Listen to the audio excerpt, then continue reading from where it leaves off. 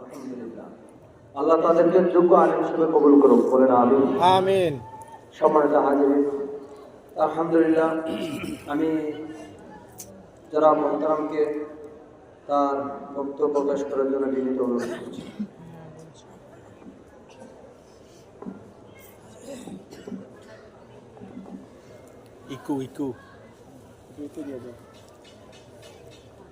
আসসালামু আলাইকুম ওয়া রাহমাতুল্লাহি ওয়া বারাকাতুহু। ওয়া আলাইকুম আসসালাম ওয়া রাহমাতুল্লাহি ওয়া বারাকাতুহু। আপনারা সবাই কেমন আছেন? আলহামদুলিল্লাহ, ভালো আছেন? আলহামদুলিল্লাহ, আমিও ভালো আছি। আল্লাহ পাক আবার অনেকদিন পরে আপনাদের সামনে উপস্থিত হওয়ার তৌফিক দিয়েছেন। এবার সবাই আলহামদুলিল্লাহ। আলহামদুলিল্লাহ আলহামদুলিল্লাহ নাহমাদুহু ওয়া নাস্তাঈনুহু ওয়া নাস্তাগফিরুহ ওয়া নাউযু বিল্লাহি মিন শুরুরি আনফুসিনা ওয়া মিন সাইয়্যাতি আ'মালিনা মান ইয়াহদিল্লাহু ফালা মুদিল্লা লাহু ওয়া মান ইউদ্লিলহু ফালান তাজিদ লাহু ওয়ালিয়্যান মুরশিদা। ونشهد أن لا إله إلا الله وحده لا شريك له ولا مثيل له ولا نظير له ولا ند له ولا مثل له. ونشهد أن سيدنا ونبينا وشفيعنا وحبيبنا وطبيبنا وطبيب أرواحنا محمد صلى الله تعالى عليه وعلى آله وأصحابه وأزواجه وذريته وأهل بيته وعترته وأولياء أمته أجمعين. أما بعد فقد قال الله تعالى في كلامه المجيد: أعوذ بالله من الشيطان الرجيم. بسم الله الرحمن الرحيم. يا أيها الذين آمنوا اتقوا الله حق تقاته ولا تموتن إلا وأنتم مسلمون. وقال النبي الكريم صلى الله عليه وسلم: ألا إن في الجسد لمضغة إذا صلحت صلح الجسد كله وإذا فسدت فسد الجسد كله ألا وهي القلب. أو كما قال عليه الصلاة والسلام: إن الله وملائكته يصلون على النبي يا أيها الذين آمنوا صلوا عليه وسلموا تسليما. اللهم صل على سيدنا مولانا محمد وعلى آل سيدنا مولانا محمد. اللهم صل على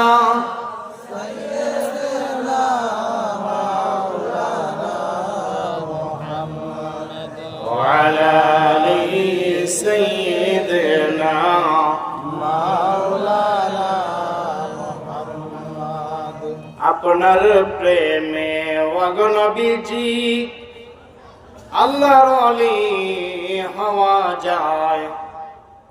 আপনার দিদারে ওগনবীজি জান্নাত নসিব হয়ে যায়। আল্লাহুম্মা صل على سيدنا مولانا محمد وعلى آل سيدنا مولانا محمد. দিদার দাও গো দয়াল নবীজি পুরো মনের বাসনা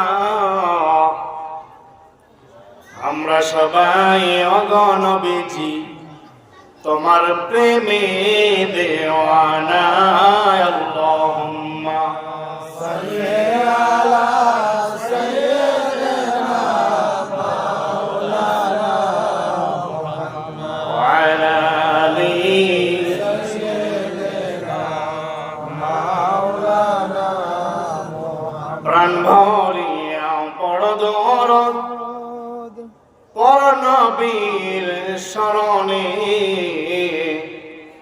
মরণকালে দেখতে পাবে নবীকে দুই নয়নে আল্লাহুম্মা সাল্লি আলা সাইয়্যিদিনা মাওলানা মুহাম্মদ ওয়া আলা আলি সাইয়্যিদিনা লা ইলাহা ইল্লাল্লাহ লা ইলাহা ইল্লাল্লাহ জোরে জোরে লা ইলাহা ইল্লাল্লাহ জোরে লা ইলাহা ইল্লাল্লাহ মুহাম্মদ লা ইলাহা ইল্লাল্লাহ ইল্লা গায়া লা ইলাহা ইল্লাল্লাহ লা ইলাহা তুমি কাহুকে বানাইলা সফিউল্লাহ তুমি কাহুকে বানাইলা নাজিহুল্লাহ তুমি কাহুকে বানাইলা সফিউল্লাহ তুমি কাহুকে বানাইলা নাজিহুল্লাহ মোর নবীকে বানাইলা তুমি মোর নবীকে বানাইলা তুমি নূর মুহাম্মদ হাবিবুল্লাহ লা ইলাহা